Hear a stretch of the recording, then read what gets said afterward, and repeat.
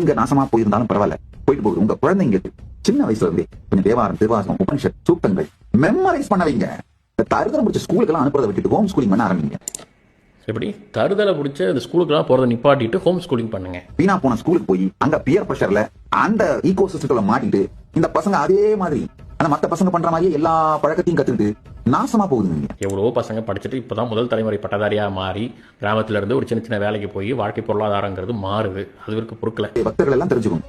அவங்க ஊர்ல home schooling உங்க வீட்லயே வாழ்க்கைக்கு தேவையான கல்விகளை கற்றுக் கொடுத்து குழந்தைகளை வளர்க்க துவங்குங்கள். வேணா வீட்லயே ஹோம் ஸ்கூலிங் பண்ணுங்க, வாழ்க்கைக்கு தேவையானதை கத்துக் கொடுங்க அப்படிங்கிறாரு. இப்ப நான் என்ன கேட்கிறேன், இந்த சமுதாயத்துக்கு ஒரு இன்ஜினியர் தேவை, ஒரு டாக்டர் தேவை, ஒரு கெமிஸ்ட்ரி தேவை, என்னென்னமோ ஃபீல்டுல ஆட்கள் தேவை. அப்பதானே இந்த உலகத்தை கட்டமைக்க முடியும். நமக்கு வந்து ஏசி ஓடுது, லைட் எரியுது, கேமரா ஒர்க் ஆகுது, மைக், இந்த டெக்னாலஜி எல்லாம் வேணும்ல. இது எப்படி கிடைக்கும் ஹோம் ஸ்கூலிங்ல?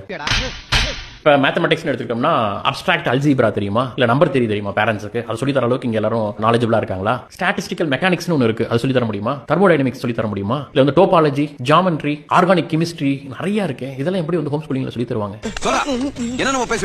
தேவாரம், திருவாசகம் ஓகே, அது அவங்க விருப்பம், படிக்கட்டும் படிக்காம போட்டோம். இந்த சமுதாயத்தை எப்படி கட்டமைப்பீங்க? வெளிநாட்டுக்காரன் தான் எல்லாத்தையும் கண்டுபிடிக்கிறான், எல்லாமே நமக்கு இருக்குங்கிறீங்க. இப்போ இதெல்லாம் படிக்கலனா நீங்க வந்து தேவாரத்தின் திருவாசகத்தையும் இல்ல வேற ஏதாவது ஒரு நூல்கள், மத நூல்கள் வச்சுக்கோங்க, அதெல்லாம் படிச்சுட்டே இருந்தோம்னா எப்ப நமக்கு இருந்து புதிய கண்டுபிடிப்புகள் வர்றது? அப்புறம் இன்னொரு விஷயம், அதாவது நீங்க வந்து பெரிய படிப்புலாம் படிக்காம, டிகிரிலாம் முடிக்காம நல்ல சொபிஸ்டிகேட்டடா போய் உட்கார்ந்து உங்களுக்கான நகை எல்லாம் கையில மாட்டிக்கிட்டு ஃபாரின்ல ஃபிளைட்ல பறந்துட்டு ஜம்முன்னு உங்களுக்குன்னு ஒரு பக்தர் கூட்டம் கோடிக்கணக்கான பணம் செட்டில் ஆயிட்டீங்க. சாம்பார் ஆப் எனக்கு.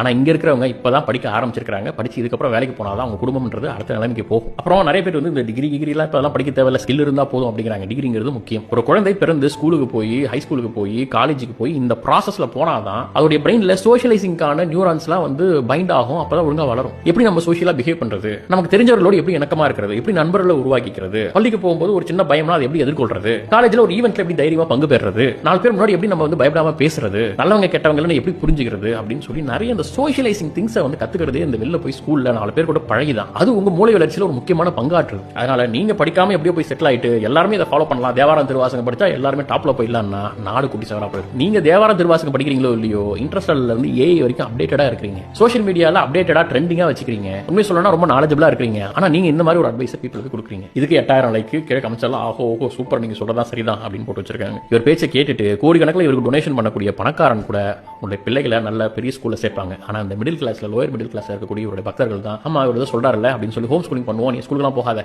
படிக்க வைக்கிறேன் அப்படின்னு மாறிட்டாங்கன்னா அது அவர்களுக்கு தான் பின்னடைவு. அதனால தயவு செய்து யாரும் உங்களை படிக்காதீங்க, படிக்கிறதெல்லாம் வேஸ்ட், நிறுத்துறோம் அப்படின்னு சொல்றாங்கன்னா தயவு செய்து அவர்களை பின்தொடராதீர்கள், அவர்களை சற்று தள்ளி வையுங்கள்.